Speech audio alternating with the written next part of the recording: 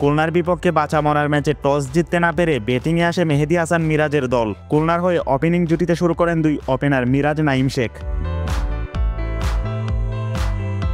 প্রথম থেকেই বরিশালের বোলারদের উপর চড়াও হয় খুলনার ব্যাটিং লাইন আপ। 18 বলে 3-6-1-4 19 রানে খুলনার ক্যাপ্টেনকে সাজ করে ফিরান এবাদত হোসেন।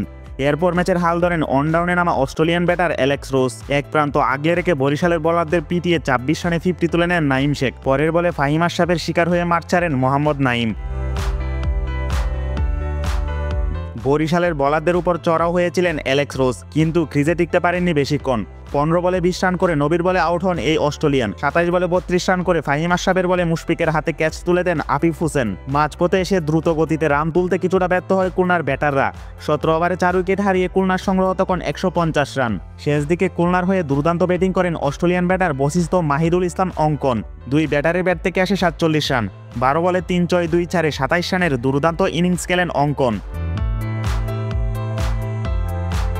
বড় সংগ্রহ তারা করতে নেমে শুরুটা ভালো হয় বর্তমান চ্যাম্পিয়নদের। 7 বলে 11 রান করে আউট হন ওপেনার তাওহিদ হৃদয়।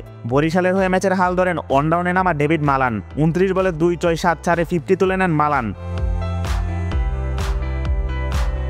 বরিশালের সংগ্রহ তখন 10 ওভারে 1 উইকেট হারিয়ে 96 রান।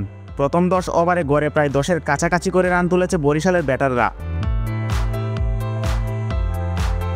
22 বলে 26 রানে থামে তামিমের ইনিংস। 50 করা মালানকে সাজ করে ফিরান আফিফ হোসেন। 37 বলে 63 রানের দুর্দান্ত ইনিংস খেলেন এই ইংলিশম্যান।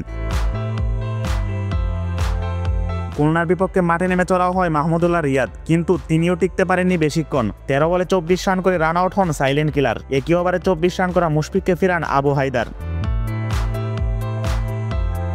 তবে বরিশালের শেষ ভরসার প্রতীক হয়েছিলেন মোহাম্মদ নবী ফাহিম আশরাফ। 5 বল হাতে রেখেই পরচন বরিশাল ম্যাচ জিতে নেয়। 10 ম্যাচে রংপুরের সমান 16 পয়েন্ট নিয়ে রান রেটের ব্যবধানে পিছিয়ে টেবিলের 2-এ থাকলো বরিশাল। আর টুর্নামেন্ট থেকে বাদ পড়ার শঙ্কায় পড়ল খুলনা। সেরা 4-এ যাওয়ার সমীকরণ আরও কঠিন হয়ে গেল মিরাজদের জন্য।